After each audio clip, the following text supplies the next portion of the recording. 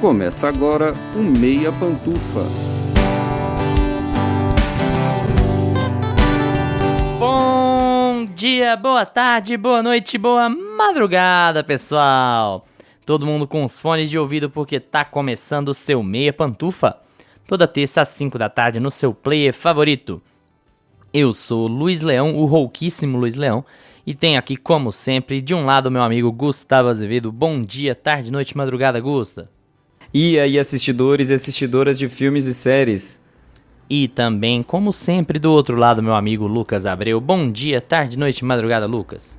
E aí, cinéfilos e cinéfilas do Meia Pantufa? Bom, aqui estamos falando hoje sobre Rivais Challengers, do Luca Guadagnino, filme que entrou em cartaz nos cinemas, contando a partir da data de gravação desse episódio, claro, há algumas semanas. A gente estava ensaiando de falar sobre ele, mas acabou que não conseguimos assistir no cinema perto da data, mas a gente não queria deixar passar, porque a gente falou muito sobre Até os Ossos nos nossos episódios de retrospectiva. A gente já falou também por cima, mas falou sobre Suspiria, dois dos filmes mais recentes do Guadagnino, dos filmes hollywoodianos do Guadagnino, e a gente não queria deixar Rivais passar de maneira nenhuma, então a gente resolveu, mesmo com algumas semaninhas de atraso, falar sobre o filme e aproveitar também que caiu do caminhão aí nos últimos dias, né? Aqui em Rivais a gente acompanha a Tashi, que é uma ex-jogadora de tênis, na verdade, que nem chegou a se profissionalizar, né? Uma ex-prodígio do tênis, que é uma pessoa bastante competitiva, e a gente vai descobrir um pouco mais o porquê, aonde essa competitividade dela chega, né? Aqui a gente conhece a Tashi e a gente conhece dois caras que estão perdidamente apaixonados por ela, o Patrick Zweig e o Art Donaldson, interpretados pelo Josh O'Connor e pelo Mike Faist.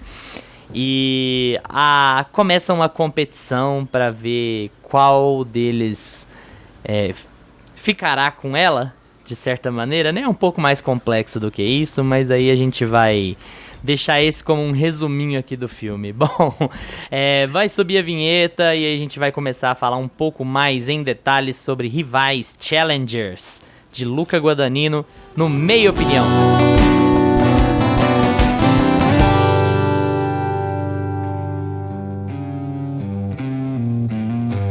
Meia Opinião.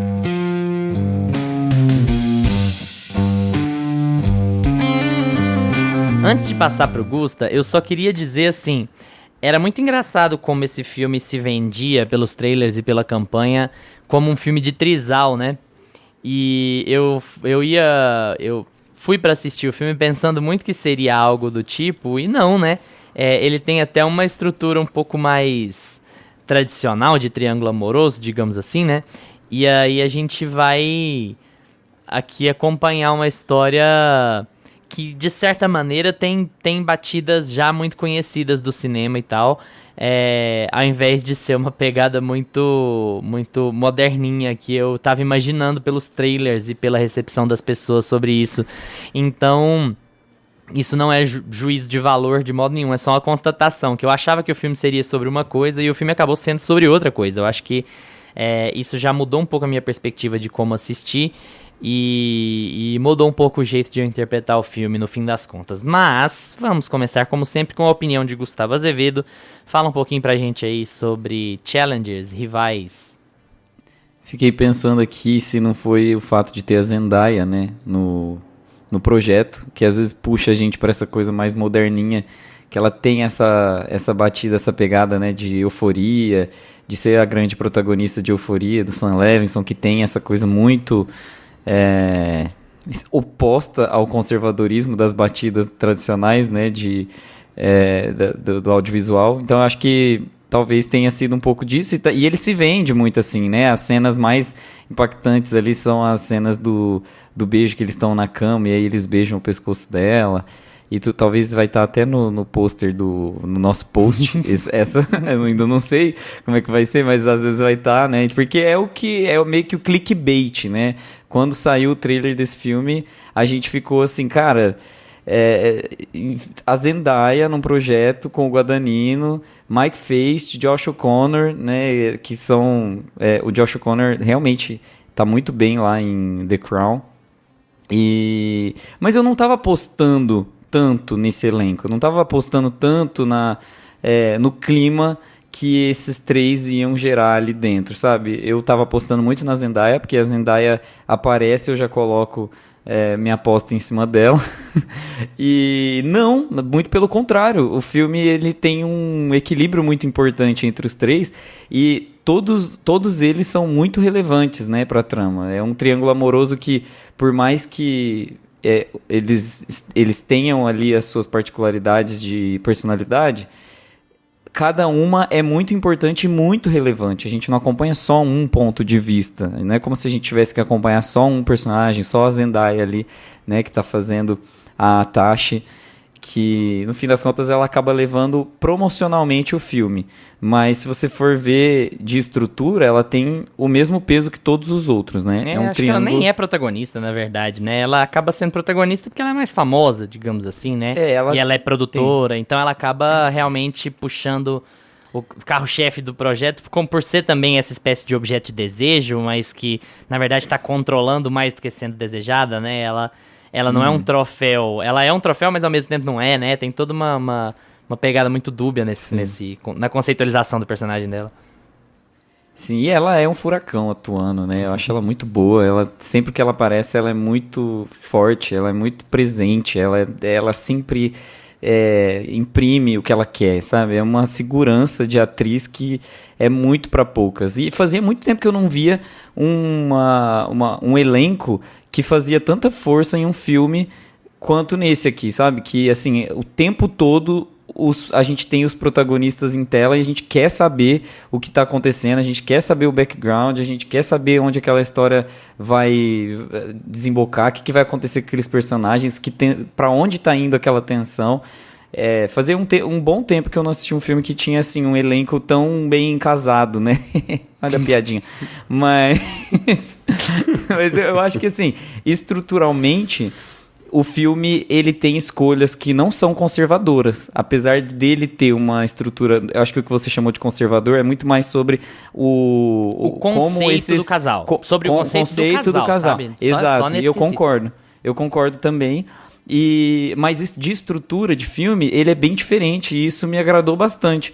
Ele trabalha com flashbacks longos, né? Ele intercala flashbacks com o presente, com o passado, e eles nem sempre eles estão não é aquele flashback que vai retroagindo aos poucos, nem...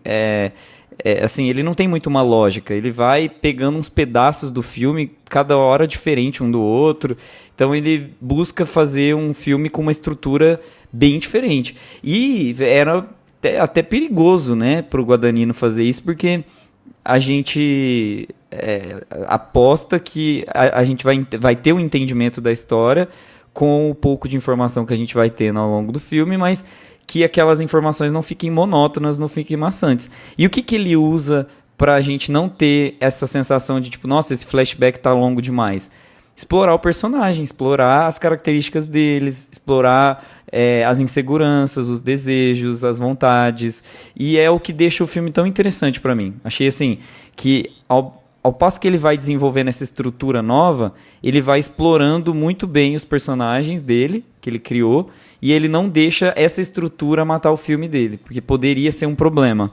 Eu quero saber a história, eu quero hoje. Já começou a me mostrar como estão esses personagens hoje, já me mostra o desenvolvimento disso, né? Me mostra esse final desse jogo logo. Mas não fica enfadonho, fica interessante, você quer saber o porquê aquele personagem tá agindo assim. Quando você vai descobrindo aos pouquinhos, né? Ele vai te dando em doses homeopáticas o presente de por que aquele personagem tá agindo daquela forma, qual é a relação dos dois, como eles se relacionaram no passado.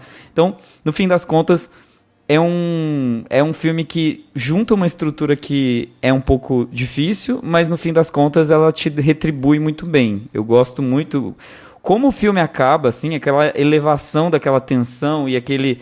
Meu Deus, aquele suor, eu tava suando, eu inclinava pra frente e falava, meu Deus, vai acabar. Tinha uma hora que o final, teve um quase final, que eu falei, gente, se Guadagnino tivesse acabado o filme aqui, ia ser tudo.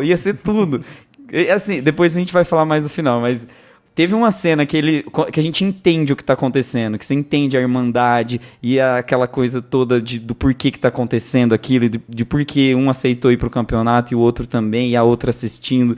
Quando você entende o que tá acontecendo ali, a ficha cai, o filme termina na hora certa, sabe, é incrível. Eu achei assim, tudo tá bem montado, as cenas são muito criativas, muito inventivas. Eu acho que tem alguns probleminhas, mas eu prefiro apontar mais pra frente. No contexto geral, eu queria deixar essa impressão, assim, que... também, assim, é um filme feito pra mim, né, gente? Desculpa, mas esse filme é um clickbait pro Gustavo. Então, não tem muito o que falar. Eu amei muito, achei muito bom. E eu sei que tem alguns probleminhas que a gente pode ir falando ao longo aí da discussão, que vocês podem levantar aí também, levantar essa bola. Mais uma aí. E vamos tocando o barco pra eu ver se eu concordo ou não com vocês. Mas a minha impressão, em geral, é muito positiva. Lucas, e aí? Gostei do Gusta querendo dizer que ele vai apontar problema, mas querendo deixar claro que ele adorou o filme. Eu não aceito. Aceito críticas, mas vou pegar pesado. Cara, a gente anda tendo esse filme me fez pensar numa coisa que a gente anda conversando muito aí no meio da cinefilia, né? Que é essa falta de criatividade que a gente anda tendo em Hollywood, né? Nessa época aí de remake e tudo mais. E de como todas as histórias já foram contadas, né? Que agora o que importa é como você vai contar. Essas mesmas histórias foram contadas de uma maneira mais inventiva, de uma maneira, né, que não vai ser repetitiva. E o Guadagnino, cara, quando eu parei pra pensar assim, nesse filme, em todos os outros que eu já vi dele, né, Até os Ossos, eu só não assisti o mais famoso, que é Call Me By Your Name, mas Até os Ossos e Suspiria também me causa essa mesma sensação de como ele consegue ser inventivo, como ele consegue trazer originalidade para os projetos dele, mesmo contando histórias que já foram contadas. Ele faz um remake, que é Suspiria, e consegue transformar o filme em outra coisa, e deixar a marca dele, assim, completamente. E em Call Me By Your... em Até os Ossos e aqui em Challengers, ele simplesmente conta a história de casais, cara. Só que, né, se você for pegar a estrutura, sei lá, de Pontes de Madison, lá do Clint Eastwood, você vê coisas muito parecidas aqui. Você vê vários romances mais antigos, ou road movies, né, que é o Até os Ossos é meio um road movie também, mas nessa estrutura de contar a história do casal, de contar aquele romance. Só que os elementos que ele coloca, não só esses elementos, né, de ali no Até os Ossos ser o canibalismo e aqui ser o tênis, ele traz além desses elementos novos, ele incorpora isso na linguagem do filme, na maneira dele contar a história, e em Challengers não é diferente. Ele tá contando uma história que todo mundo foi assistir o filme esperando que fosse um trisal, e meio que não é bem isso, né? Mas ele tá contando uma história que, se a gente for parar pra pensar, até esses thrillers eróticos que a gente tem aí dos anos 80, a gente tem a rodo, um monte de filme com uma estrutura parecida com essa em termos de narrativa, mas que ele consegue trazer uma originalidade, assim, uma inventividade na estrutura de como ele conta essa história, que é, cara, ele deixa a marca dele, assim, no filme todo. E isso vai deixando o filme cada vez mais interessante, você vai ficando curioso pra saber o que tá acontecendo. Essas idas e vindas, né, ele incorpora essa coisa do tênis mesmo, né, ele entra de cabeça mesmo. Olha, eu vou falar sobre tênis, essa galera, só que eu não vou contar uma história sobre atletas. O tênis é um pano de fundo aqui, só que eu vou incorporar ele na linguagem do filme. Então a gente tem aquele plano ali no final do filme, a gente tem na própria estrutura, né, de como ele vai contando essas idas e vindas, né, de ficar indo para um lado e para o outro, igual acontece no tênis, e a história vai fazendo isso, né, ela vai e volta, vai e volta, vai e volta, e nada fica perdido. Ele dá essa de vou ali num flashback, vou num outro flashback ali no meio do caminho, depois eu volto num flashback lá atrás, e aí ele vai montando a história, cara, e ele vai deixando alguns elementos soltos, assim, que a gente vai ficando curioso, com a pulga atrás da orelha, e depois tudo vai se encaixando, tudo vai se amarrando. E não é um filme, assim, misterioso nem nada, mas a gente quer sempre saber, né, como que aquelas relações ficaram daquela maneira, né, porque a gente tem eu também, e esse filme me surpreendeu em tudo, assim, na estrutura dele, em como a história é contada, e olhando o trailer mesmo, eu achei, a gente vai ser apresentado pros personagens ali, pros três, né? Quando eles são jovens, eles vão ter o relacionamento deles ali, e aí depois o filme deve ir pra frente. E não, o filme meio que já começa com eles mais velhos, lá na frente, depois você vai entender o passado deles. Então até nisso o filme conseguiu me surpreender. E cara, a gente pode apontar alguns defeitos. Eu acho que eu tenho um único defeito pra esse filme, que a gente pode discutir aí mais pra frente, que nem chega a ser um defeito muito grande, não, é uma mini críticazinha aí que a gente vai ter. Mas de resto, cara, eu adorei tudo que o Guadagnino fez aqui nesse filme. Eu acho... Acontece uma coisa engraçada com o Guadagnino, que é assim... geralmente quando a gente fala de cineastas europeus que começam a fazer filme em inglês, as pessoas em volta da gente, especialmente críticos de cinema e tal, eles tendem a explorar muito a filmografia europeia desses diretores, né? E isso não acontece muito com o Guadagnino, você já reparou isso? A gente tem a impressão de que os filmes do Guadagnino são os filmes dos anos 2010 e 20. Assim, sabe? Sendo que ele tem... Assim. Mas assim, ele tem filmes americanos de antes. Ele tem filme americano de 2005, 2009. Então assim, é muito engraçado como parece que... Ele dá essa impressão de ascensão, né? De que ele caiu no olho do público por causa de Call Me By Your Name. E até essa pegada, assim, de muita gente achar que o primeiro longa dele é o Call Me By Your Name. E essa impressão só ser desfeita se você for atrás, pesquisar e descobrir que ele já tinha uma cinebiografia, a palavra foge, né? Mas assim, muito vasta, que ele tinha uma filmografia muito ampla, muito vasta, mesmo já nos Estados Unidos, sabe? Já trabalha com a Tilda Swinton desde o século passado. Ele já trabalha com a Dakota Johnson desde antes de Suspira, por algum motivo. Então, assim, é engraçado como isso funciona, assim, como a gente cristalizou essa ideia de que o Guadagnino tem 4 longas, sabe? Que é o tamanho do Call Me By Your Name pra referência da nossa geração, pelo menos, assim.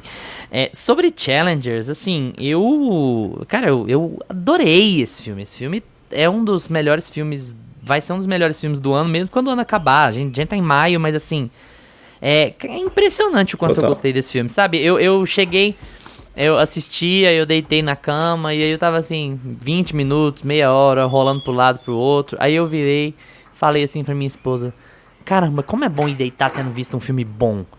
Né, eu falei umas 2 ou 3 vezes assim, você sai e fala, nossa, é bom demais ir deitar tendo visto... Nossa, eu vi um filme bom hoje, sabe? Eu vou dormir feliz que eu vi um filme bom. E eu acho que o que é muito legal, que a gente precisa falar muito aqui sobre o Rivais, é que a gente tá numa discussão... O Lucas falou um pouco sobre certas discussões que a gente tá tendo na cinefilia contemporânea, se é que dá pra chamar de cinefilia também, mas em que as pessoas estão discutindo.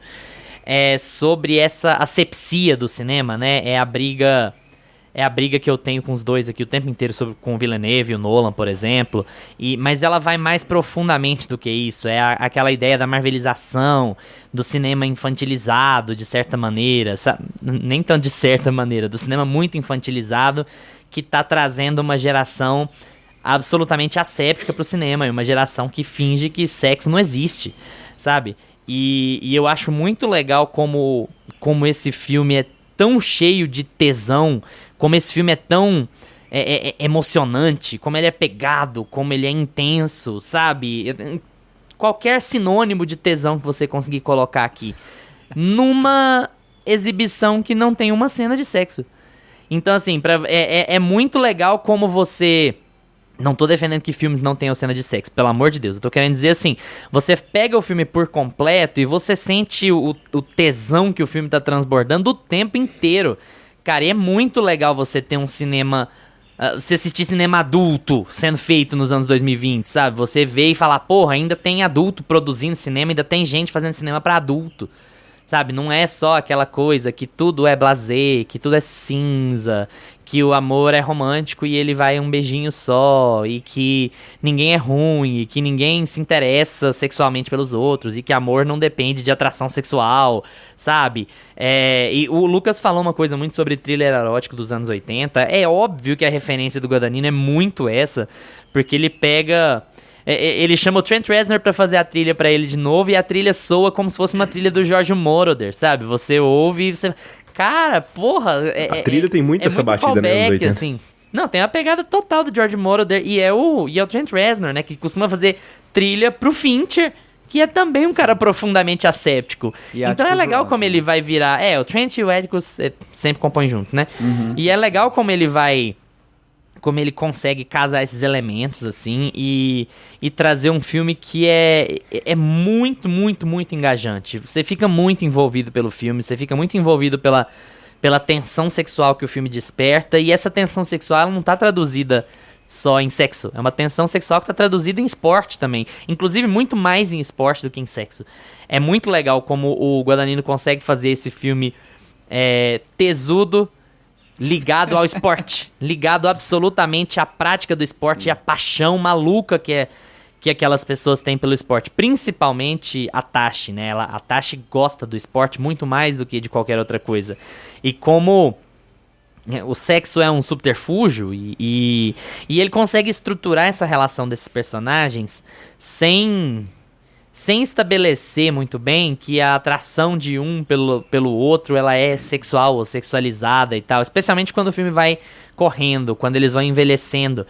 Como é tudo muito a ver pra ela é tudo relacionado ao fato de ela ter sido obrigada a se aposentar cedo. Como ela escolheu o cara mais fácil de lidar porque ela poderia jogar por meio dele, porque ela poderia permanecer ligada ao tênis por meio dele. Então, ela vai pro, abre aspas, cara legal, trademark, fecha aspas. É esse o cara que ela escolhe porque ela consegue fazer ele ser grande. Aí ela passa a jogar por meio dele, de certa maneira, se realizar por meio dele.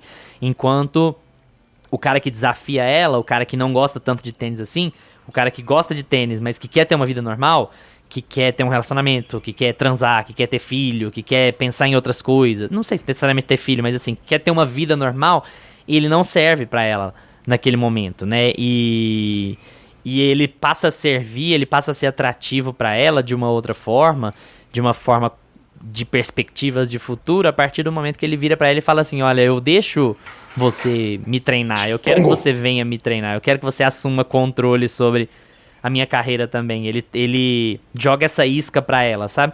Então o filme fala muito, assim como Até os Ossos, ele fala muito dessa área cinzenta de comportamento dos personagens dele, né? Como ele vai brincando com a sua torcida naquele momento. Nesse quesito é muito mais legal que ele fale sobre uma disputa de relacionamento do que sobre um trisal. Nesse sentido, ele ter uma estrutura um pouco mais conservadora em como lidar com os parâmetros do casal é mais engajante do que se fosse uma relação a três, entende? Porque aí você tem a disputa que ela se conecta com o esporte, né? Então você tem essa mistura da conexão com o esporte, da conexão amorosa e sexual dos três o tempo inteiro. Tudo é disputado, tudo é pra ser ganhado, conquistado.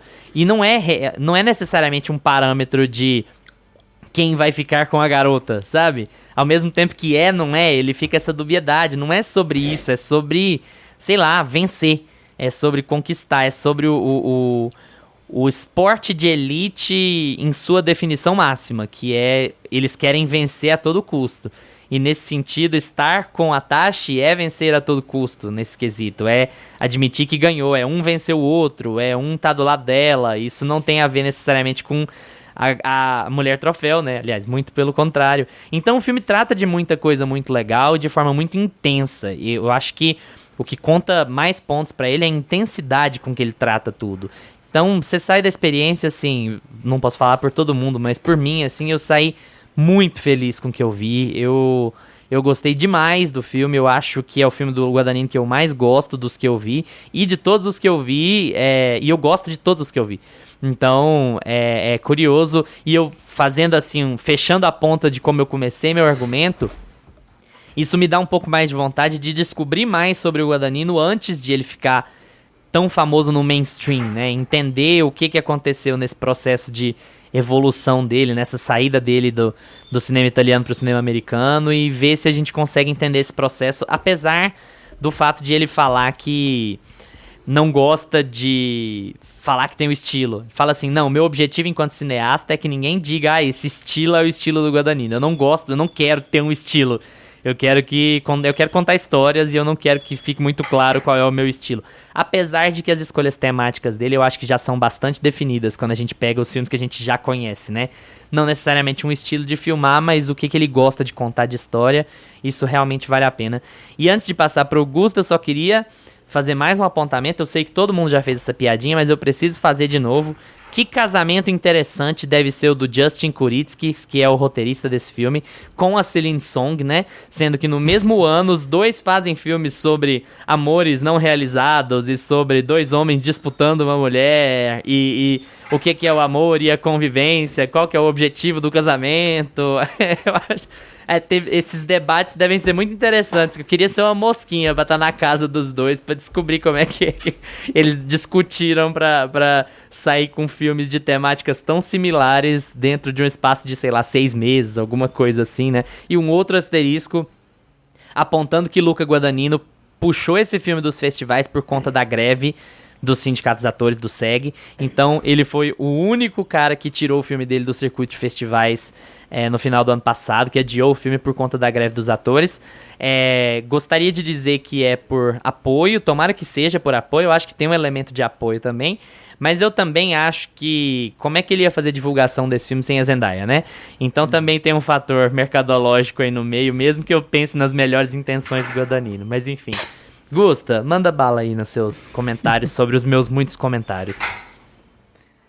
O Guadagnino, ele gosta de trabalhar com elenco jovem, né? É muito legal isso nele, porque os principais filmes, assim, os do mainstream, pelo menos, que é o Call Me By Your Name, o Suspiria, o Até os Ossos e agora a gente com Rivais.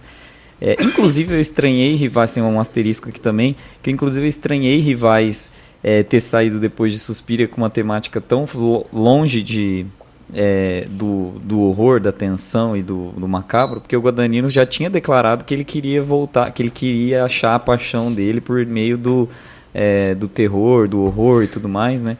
E aí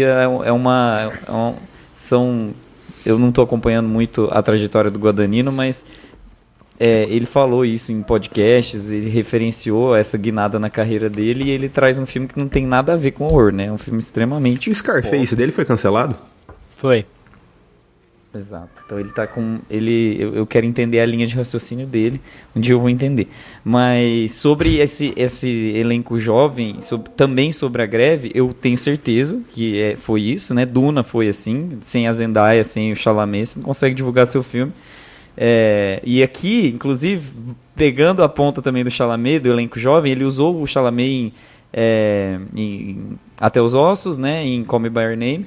E esse foi cogitado pra pegar um dos papéis aqui, só que acabaram indo com o Mike Face. É a cara dele. Só que eu achei extremamente de bom gosto o elenco não ter o Chalamet aqui, porque eu acho que ele ia roubar muito a cena. Eu acho que o Mike Face e o Josh O'Connor, eles conseguem fazer um equilíbrio perfeito de acting e de presença também. E também eles não são tão famosos a ponto de roubar pra eles o filme, sabe? Eu acho que se a Zendaya e o Chalamet estivessem juntos, com certeza o peso do... Por mais que o personagem do Chalamet fosse um merda, sabe? Por mais que eles tivessem que arrastar um pouco a história mais pra baixo, nivelar ele mais pra baixo, eu acho que não funcionaria porque o público tá muito já afeito, assim, né? Eu acho que então... E principalmente por ter essa temática mais sexualizada, então...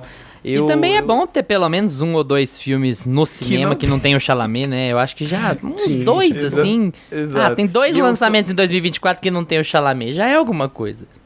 E esse elenco jovem, cara, o Josh O'Connor, quando eu vi ele lá em The Crown, eu apaixonei. Eu falei assim, gente, o cara atua bem, ele é bonitinho, ele vai, tipo, fazer muito sucesso. Tipo, ele é aquele galã feio, a gente já teve essa discussão aqui. Sim, ok, porque questões de beleza aqui, eu acho que nenhum dos dois... pra mim é um outro ponto. Eu acho que os dois são acabadinhos. Não, e é um outro ponto pro Guadagnino de conseguir trazer esse tesão pro filme desses caras meio mais ou menos, assim, sabe? Não, velho, não é mais ou menos. Não é mais ou menos. Você se põe no seu lugar, porque o Mike Face e o Josh O'Connor, eles são, assim, o auge, velho. Eles são muito bonitos. E Zendaya? Desculpa. A Zendaya é belíssima, né? A Zendaya também. Nossa, eu acho que os três. É porque a gente tá entrando num novo. Acho que numa nova estrutura, assim, né? Numa redefinição um pouco de beleza e tudo mais. A gente tá passando por uma. Um novo padrão. Uma transição. A nova beleza quer dizer o feio. Vocês não lembram Você quando tem medo do belo? O The Bear fez lá o ensaio? E aí da Calvin Klein e ficou. Tipo assim, todo mundo falando assim, Calvin Klein está mudando o conceito de beleza. E aí virou esse... está acontecendo. Mas assim, eu via ele lá em The Crown, né? O Josh O'Connor, no caso. Ele fez o Charlie, né? Pra quem não lembra, às vezes não assistiu o filme ainda e tá ouvindo aqui a gente falar. Ele fez o Príncipe Charlie jovem. Tá, perto do Príncipe Charles, ele é realmente muito bonito. Exato. Mas ele é engraçado que eles conseguem fazer eles escalaram o elenco de The Crown, assim, e as pessoas são extremamente parecidas com a família real. Eles conseguem pegar uma familiaridade, assim, eles se parecem. E realmente eles conseguem transformar todo mundo, assim, todo mundo fica mais bonito, né? Tipo, o Josh O'Connor, assim, pro Charlie, gente, o Rei Charles, no caso, o Príncipe Charles, quando ele era mais jovem, ele era acabadinho, outra pessoa, o Ray Charles. O Rei Charles. Quando ele era mais jovem, né? Porque hoje em dia ele é lindo, nossa, um pitel. Coitado, aquele quadro dele vermelho sangrando, que dó. Mas enfim... eu acho assim que foi muito acertado o elenco, eu acho que é o que eu mais gosto, mas eu queria pegar também o ponto que o Luiz trouxe do Trent Reznor e do Atticus Ross, que fizeram a trilha sonora. Eles fizeram trilha sonora, a última que eles fizeram foi do Assassino, né, do Fincher. Eles estão com o Fincher o tempo inteiro, eles fizeram de Mank também, que não tem nada a ver com Mank também, ele já trabalhou com o Guadagnino, então eles já sabem trabalhar juntos, ele que fez de Bom Zerol também. Então eles já sabem trabalhar junto. E aqui, cara, tem uma vibe festa noturna, uma rave, uma balada, um trance. E é muito legal. Eu achei a trilha sonora demais aqui. Ela cria tensão no momento certo, ela sabe se acalmar no momento certo. E o que eu acho muito legal é que eles combinam momentos de slow, né? Então a tela tá tipo assim, um pingo de suor caindo, enquanto tá lá. E a bola pingando no chão, assim, devagarzinho. Eu acho que, assim, tem 5 minutos de bola quicando no chão. Eu acho que é basicamente o que a gente pode tirar ali, sabe? Se for fazer a contagem de blocos do que a gente tem no filme. E esse elemento da trilha sonora, pra mim, foi fundamental. Porque o filme não deixa a energia cair. Ele tá sempre... Até em cenas de discussão, que seriam pontos mais baixos, assim, né, mais calminhos, eles conseguem dar aquela sorguida no filme. Parece muito a pegada de Justice também, que é um pouco mais contemporâneo, né, do que o Murderer, que o Luiz falou. Lembra muito... É uma vibe muito atual, então eu achei que deu uma... ele conseguiu... Foi o que o Lucas falou, ele consegue trazer um tema que é o tênis para dentro do filme dele. Ele consegue falar sobre uma coisa que aparentemente ele gosta, é apaixonado pelo jeito, ele tem uma visão muito poética daquilo tudo, só que ele consegue fazer o filme dele sobre a história daqueles personagens, e não sobre o esporte em si. Então o esporte é só um pano de fundo. Não tem nada pra você saber tecnicamente do porquê que a bola tá quicando de um lado pro outro. O filme não se preocupa em fazer isso. E eu acho isso lindo, porque a pessoa que gosta do esporte, ela vai assistir pela paixão, pelo fascínio de estar naquele mundinho e ter uma história envolvente pra acompanhar. Então, todos os elementos do filme assim casam muito bem. Acho excelente. Ai, que bom que todo mundo gostou desse filme, né? Eu tô tão feliz. Você ficou aliviado. O filme da semana passada tava tão show. E também era sobre esporte, né? Tá vendo como é diferente a forma que a gente lida com... Você tem, no primeiro momento, a apresentação de uma quadra de tênis. E no final do filme você tem um desfecho em cima daquela quadra de tênis. No caso, o mesmo jogo, né? Lá em... Até esqueci o nome do filme. Do filme? Rivais. Não, o outro, o da semana passada, gente. Love Lies Bleeding. Love Lies Bleeding. Nossa, que ódio daquele filme. Naquele filme, a gente é apresentado a um esporte e a gente tem um desfecho de duas meninas correndo no espaço sideral, gigante, sem nenhum propósito. Elas, gigante. Entendeu? Então, não... não faz sentido. Então, aqui tudo tem um propósito, o esporte faz sentido, a trilha sonora faz muito sentido, eu acho incrível. Eu gostei muito do resultado final. Eu saí igual o Luiz, falei assim, nossa, assisti um filme bom. E eu assisti no cinema, a razão de aspecto tá mais reduzidinha mesmo, né? Um 4x5, ali, uma 5x4, uma coisinha mais... Não é não? Não sei, Não, pra mim não me é mais pareceu Ele encheu minha que era TV, inteira. viu? Encheu Nem na na minha... barrinha preta. Gente, eu vou... Que eu peguei um VOD aqui, nos né? exibidor aqui de Rio Preto, porque eu já contei pros meninos que eu fui assistir Nope, quando lançou, eu fui no cinema e tinha barra preta em cima, barra preta do lado, parecia que estavam colocando no data show da professora, sabe, de inglês, que vai passar filme. Nossa, queria matar. Então, às vezes passaram a exibição errada. Eu vou ver a razão de aspecto certinha depois. Mas enfim, Ele é ele wide, até não. fez, eu acho que ele até fez ela... não sei se ele fez ela em widescreen, né? Porque tá sem barra. Eu acho que ele fez ela em razão de aspecto pra preencher a TV toda, que eu não lembro exatamente a numeração agora. Até porque é uma coisa bem anos 80, assim, né? Você usar essa razão de aspecto. E apesar de o filme se passar quase todo nos anos 2000 e nos anos 2010, ele tem essa pegada retrô, né? Ele apresenta muito essa pegada retrô. Meio oitentista, Let's Get Physical, até muito na trilha do... Let's Get Physical. Sim. Do Trent e do Ericus, né? Mas eu achei muito legal você falar isso sobre o jogo, assim, sobre o filme começar a encerrar no jogo, porque é também uma coisa, vamos dizer, batida, mas eu não quero dar uma conotação negativa aqui, mas em estruturar esse final de história em que meio artístico, né, uma coisa mais cisne negro, uma coisa mais assim, mas o que aconteceu? Quem ganhou? Qual que é o resultado disso aqui? E você, pera, meu amigo, o resultado é o ato final, é o que você viu, sim. O que importa é o último ato, não importa, aconteceu tal coisa, ou tal pessoa ficou com tal pessoa, o objetivo não é esse. É um negócio que muita gente vai chamar de final aberto no YouTube, vai querer fazer vídeos explicando o final de não sei o quê, sendo que o final é aquele segundos. Ali mesmo. O que era importante ali era que naquele momento eles estavam em comunhão, eles estavam num relacionamento, ali eles estavam num trisal, ali eles estavam todos focados numa coisa só. A tensão sexual e orgásmica do momento entre os três, ela acontece ali, é aquilo. Não é, beleza, fulaninho fez o ponto, ou fulaninha vai ficar com ciclaninho. Não é, ali o objetivo foi atingido. Eles precisaram passar por tudo que eles precisaram passar pra chegar ali, que lembra demais o final de Cisne Negro, e como à época ainda teve gente que ficou grilada com o final de Cisne Negro, né? Mas aí, morreu, não morreu? Dane-se que morreu, que não morreu. O rolê é esse, o objetivo foi atingido. O final é esse, não tem outro final, não tem outra conversa. Acho muito legal que ele tenha feito isso, porque não importa o que for pra frente lá. O que for pra frente vai ser. Aquilo tá ótimo. Até porque o final pode ser o que você quiser, porque quem entende como é que a pontuação do tênis funciona, Nossa. Você pode escolher o que você quiser. Ainda bem que ele não fala isso, né?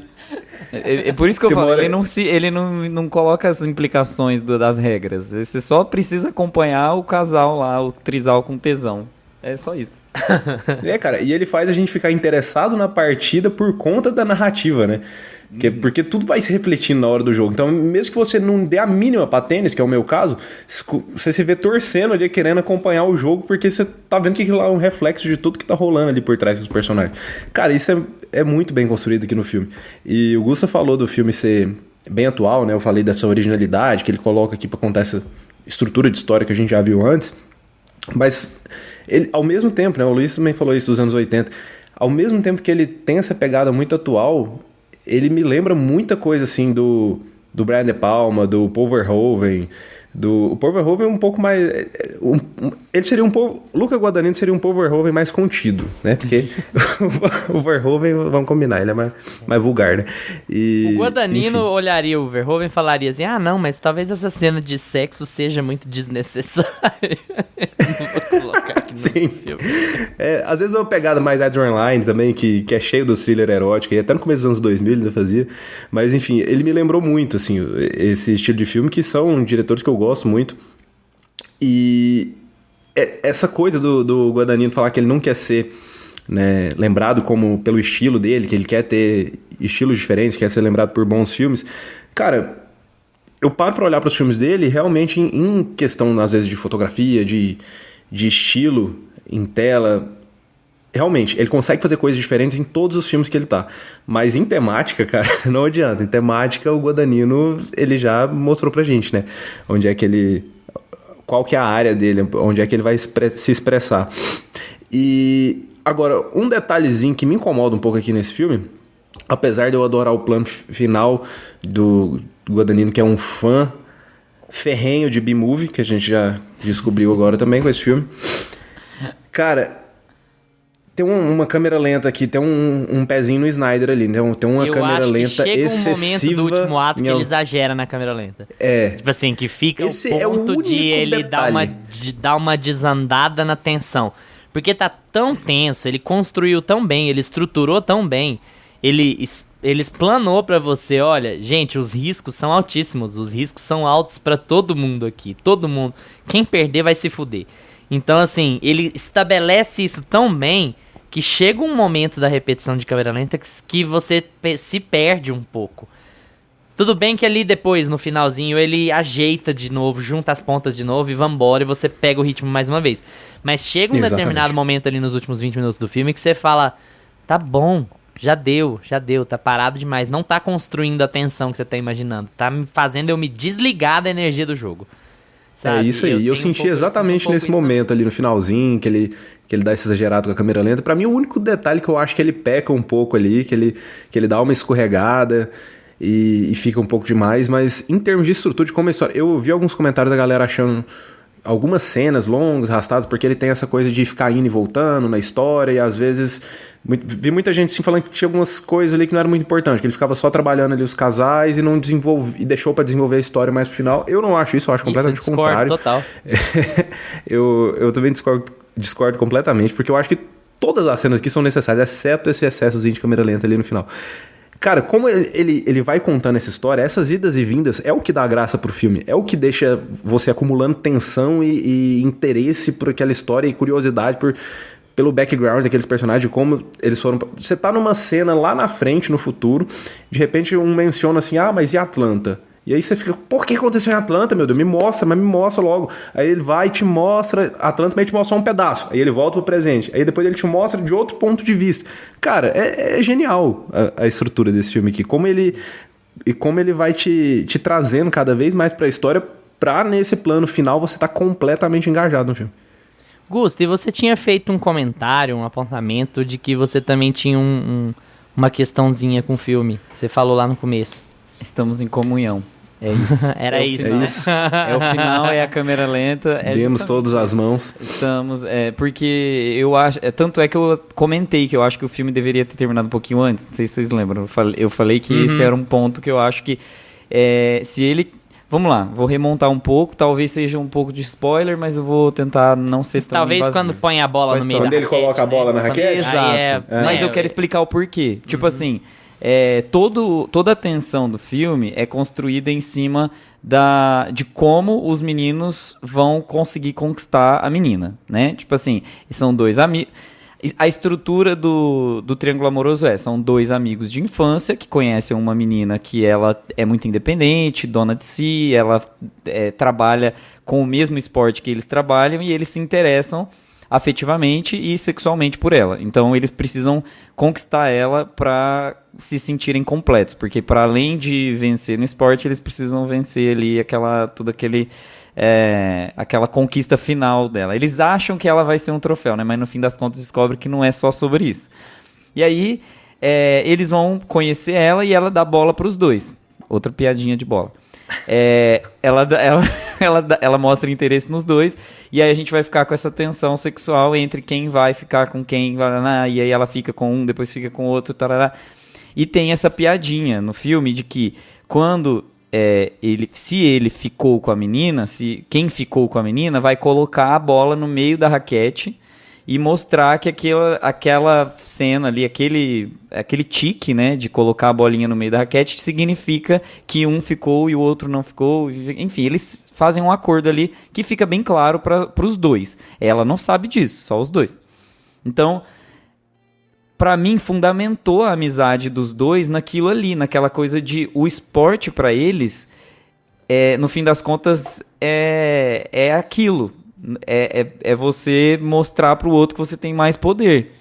Se o filme tivesse terminado ali, ele já conseguiria colocar pra gente a sensação de que, olha, o esporte é brincar, o esporte para os dois é isso, é essa coisa da irmandade, a coisa da brincadeira, a coisa de quando os dois era pequeno, eles faziam lá as coisas junto, né? Porque ela colocou na mesa até a sacanagem que os dois faziam junto. Então, tipo assim, os dois sempre foram muito broderagem, sempre foram muito amigos. Sim, bastante. Então ficaria uma coisa muito mais sexy, eu acho, se terminasse daquele jeito. Porque o filme já estava indo para uma situação assim de tensão, de elaboração da sexualidade, que ia para esse caminho, de mostrar que o importante para os dois era estar junto. Esse é o ponto do filme.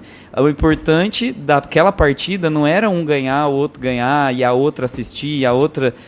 Não era esse o ponto. O ponto era eles estarem juntos naquela tensão e naquele gozo, né? Amigo, esse eu entendo o seu ponto, mas eu tenho um comentário em cima disso, que é o seguinte. Eu concordo plenamente com o que você falou. Se o filme terminasse ali, mostraria o que era importante para os dois. E assim, como funciona pros dois e tal, o que é o relevante que eles perderam durante esses anos todos e que eles voltaram a encontrar porque eles entraram em pé de igualdade pelo simples fato de o cara colocar a bola na raquete. Isso. Ok, concordo plenamente. O final que o Guadagnino escolhe é importante pros três. E aí é que eu acho que é a chave do negócio, porque com o final que ele acaba fazendo, ele não é que ele transforma o filme, ele encerra o filme do jeito que o filme corre. O filme é sobre o que é importante pros três, não pros dois. Então, aquele sinal secreto coloca eles no mesmo patamar. Porque o Art tem o dinheiro, tem a fama, tem toda a profissionalização, mas o Art nunca ganhou do Patrick e ele tá numa decadência, ele tá desanimado com aquilo. Ele virou um profissional do tênis por causa da Tasha, ele não virou porque ele queria. E o Patrick virou profissional porque queria virar profissional, mas sem a Tasha ele não conseguiria chegar em lugar nenhum. Então eles estavam numa sinuca de bico. A partir do momento em que o Patrick mostra pra ele, ó, seguinte, a gente é igual. A partir do momento que a gente é igual, que você tem a grana, mas eu também tenho ela, sabe? A gente não tá tão diferente assim. Você é mais famoso do que eu, mais bem sucedido do que eu, mas eu também tô parte do jogo. Eles entram em pé de igualdade. E aí o que passa a importar? O tênis. E aí eles conseguem ter uma partida foda pros três. Os três conseguem o que eles querem. Que é o que a Tasha chama. É o que ela fala na praia. Que tênis é uma relação. Eles conseguem... Ali eles são um trisal. Ali eles têm uma relação. No último ato do filme eles têm uma relação. Porque no fim das contas eles estão mostrando pra ela também, né? Tipo assim, eles não só estão reafirmando a posição de amigos que eles têm, mas de que eles estão se relacionando ali e pra ela, não só por eles, né? Tem toda essa... Mas eu nem falo que pra ela, eu falo assim, eu já enxergo... Num ponto de foda-se ela enquanto pessoa, enquanto mulher, enquanto objeto sexual, ou mesmo enquanto treinadora. Ali, quando o Patrick iguala o placar, no sentido de colocar a bola lá na raquete, aí beleza, aí vira só pela diversão, vira o primeiro torneio que eles disputaram juntos, vira só pelo tênis mesmo. Eles querem ter uma boa partida de tênis, e o fato de eles terem uma boa partida de tênis é realmente o que importa, e é isso que importa pra Tashi. No momento que deixa de ser sobre a Tashi, é que ela consegue gozar daquilo, é que ela consegue se divertir com aquilo. E aí vira sobre os três, é uma conclusão adequada pros três, e não só pros dois amigos, entende? É a leitura que eu faço, pelo menos. Talvez esse problema que a gente viu nos slow motion, tenha vindo disso, tipo assim, eles criaram a tensão pra chegar num êxtase, assim, de, tipo assim, uma descoberta muito interessante, que pra mim foi a da bola, no meio da raquete, e aí todo mundo no cinema, assim, meu Deus, né, porque todo mundo, eu tava no cinema, eu tive a sorte de ver no cinema e todo mundo fica nervoso, sabe, tipo, meu Deus, é isso então, sabe, e aí depois volta a bola e eles jogando de novo, e aí fica uma sensação de que tá sobrando aquele pedaço. Mas aí vem o seu argumento, eu concordo. Tá sobrando, mas é pra poder mostrar que ela tá ali presente também observando aquela relação. Então faltou contar um pedaço. Então, peraí. Aí ele usa do mesmo artifício para continuar então, assim, fica meio que um agridoce, né? A estrutura é essa, tem que ser mostrada, tá tudo bem, o roteiro faz sentido, mas parece que a forma como tá mostrada é um pouco cansativa. Mas o meu problema não é com o fato de o filme não terminar onde você sugeriu. Eu acho que ele terminando ali ou terminando em outro lugar é uma questão além. Eu acho que mesmo o filme terminando aonde ele terminou, o slow motion é muito. Sabe? Mas mesmo assim, o slow motion no final. Naquele final, o slow motion é muito. Ele dura por muito tempo e ele se repete muitas vezes. Então aquilo dá uma desconectada na gente. Vocês assustavam com a bolinha? Sabe? Eu me assustava toda hora com a bolinha, gente. Eu sou uma criança, um cachorro. Porque a bolinha, eles estavam lá jogando, aí de repente ele usava um recurso que você era o jogador oposto. Então a bola vinha na sua direção e passava Que shot, hein? Caramba. Na câmera. Fiquei muito curioso de saber como é que ele fez aquele shot, sabe? Digital, aplicado não, digital. Digital, ok, mas assim, linda, muito massa, sabe? Colocar uma bolinha pra bater na câmera numa Alexa de $200 mil, Deus me livre. Cara, mas eu tô com o Luiz nessa do final aí. A única coisa que me incomoda é o excesso de slow motion ali em um momento específico, mas eu acho que o filme devia acabar exatamente como ele acaba. Eu adoro o final desse filme, porque eu acho que ele justamente encerra o arco, né, de todo mundo, o arco dos três. Cara, eu acho que ele termina no momento exato, assim, que ele devia acabar. Da maneira como ele vai construir essa história de a relação dos três, eles trazerem isso pro tênis. Eu acho que não devia ter acabado antes, não. Tô com o Luiz nessa. E assim, ela também, a Tasha, ela é uma personagem muito cinzenta, que a gente até se acostumou a ver nos filmes do Guadagnino, né? Porque ela é muito escrota, né? Assim, em vários momentos ela é muito escrota com ambos e tal. Mas você nunca tem uma leitura de ai, filha da puta e pronto. Na verdade, quem tá se dando bem é quem tá se livrando dela, porque ela é muito difícil. Porque, assim, ela também... Ela tinha uma carreira absurdamente promissora que foi tirada dela e ela fica sem rumo, sem saber o que fazer, né? E ela, por traços de personalidade, ela jamais se deixaria levar. Ela não ia se deixar levar pela depressão e se acabar e tal. Não, siga em frente. Pessoa é competitiva, meu amigo, ela vai continuar competitiva pro resto da vida. Incrível como uma pessoa daquela, naquele nível, não tinha um bom fisioterapeuta pra aquele joelho, porque... meu amigo, aquilo ali tinha sido resolvido ali em um aninho. Olha só, hein? Já pega o cartão de visita e o fisioterapeuta. Só que é complicado, né, porque assim, você pega, por exemplo, ela tem uma cena muito emblemática de como a gente tem que interpretar o personagem dela, que assim, quando ela tem aquela transa com o Patrick, que é lá Atlanta, que é o filme dá a entender que é a única recaída que ela tem, até o arco mais importante, é justamente quando a Anna Miller, que não era páreo pra ela, tá ganhando o US Open. Tá passando na TV que a Anna Miller, que é uma pessoa que ela odeia e que era muito pior do que ela em termos de talento, tá lá conquistando tudo.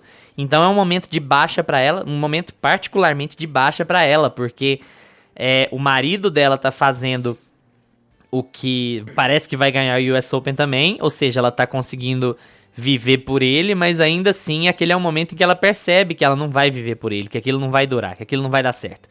Que quando ele aposentar, quando ele largar do tênis, a relação deles tá perdida, tá acabada. Porque naquele momento ela percebe que ela não tá feliz, porque ele vai ganhar, ela conseguiu o que ele queria, ela conseguiu o que ela queria, ele vai ganhar, mas ela não tá feliz. E ela tá vendo a Anna Miller ganhando tudo, que vai ganhar também o US Open, e ela não tá lá. E ela tá num bar sozinha e aceitou um pedido de casamento porque sim, assim, porque ela quer viver em cima do cara. Então, assim, o arco dela nesse quesito é muito triste também, né? Você se sente mal por todos os três em determinado momento. Você se sente mal porque o Patrick tá passando da idade de ser o melhor e ele continua insistindo naquilo, e ele tá sem grana, e ele tá sem não tem nem onde dormir, ele tá sem perspectiva, então tá enxergando o colega milionário, dono de fundação, não sei o quê, mas o colega também tá trabalhando forçado, também não quer mais aquilo, não tem motivação suficiente pra continuar e tal. E ela, tudo isso que eu falei. Então, você consegue empatizar com muita facilidade pelos três. A partir de determinado momento do filme, você sente muito pelos três personagens. E esse tipo de construção de personagem é muito importante quando você tá falando de um filme de desafio, porque você equilibra a balança de pra quem você vai torcer.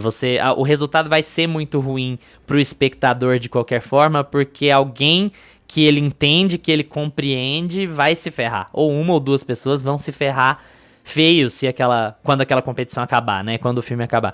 Então isso é muito balanceado pra gente enquanto espectador, pra não puxar muito pra um lado ou pro outro. E nisso o Gusto até falou, se o elenco fosse um pouco mais estrelado, ou se um dos dois fosse mais famoso, isso seria muito mais difícil de realizar, porque assim, seria muito mais difícil de fazer, porque como é que você faria isso sem ficar 100% a favor do Chalamet ou 100% contra o Chalamet, sabe?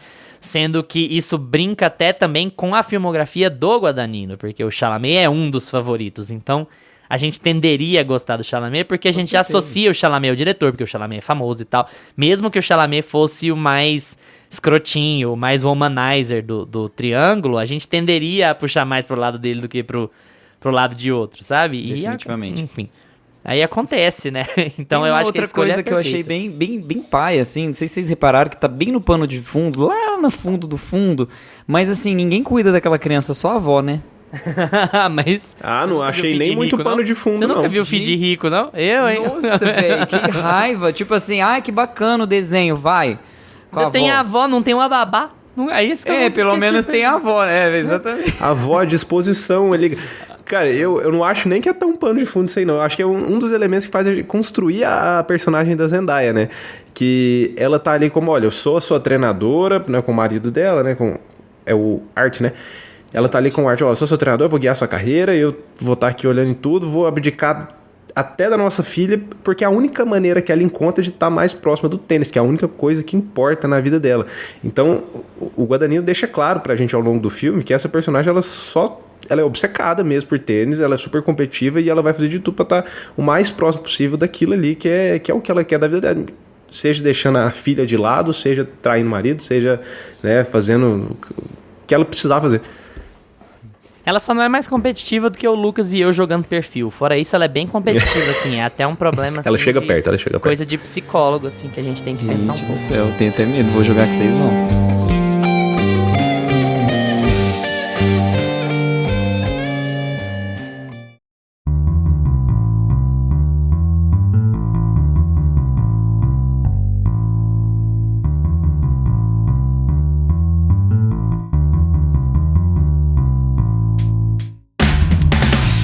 E aí, pessoal, já assistiram Rivais? Foram ao cinema assistir? Assistiram porque caiu do caminhão? Não assistiram ainda, mas ficaram com vontade de assistir depois do episódio? Troca uma ideia com a gente no Instagram ou no Twitter, @meiapantufa, porque a gente responde tudo que aparece por lá. Valeu pela atenção de vocês. Tchau, Gusta. Tchau. Tchau, Lucas. Tchau, galera. Lembre-se de seguir a gente no seu agregador de podcasts preferido, Spotify, Apple for Podcasts, Deezer, Amazon Music. E agora a gente tá também no YouTube, então se essa é a sua plataforma favorita, corre pra lá porque todos os episódios já estão disponíveis em áudio. Terça que vem a gente tá de volta com mais Meia Pantufa pra vocês. Tchau! Este podcast conta com locuções de Carla Leão e Lucas Meleiro e edição de Luiz Leão.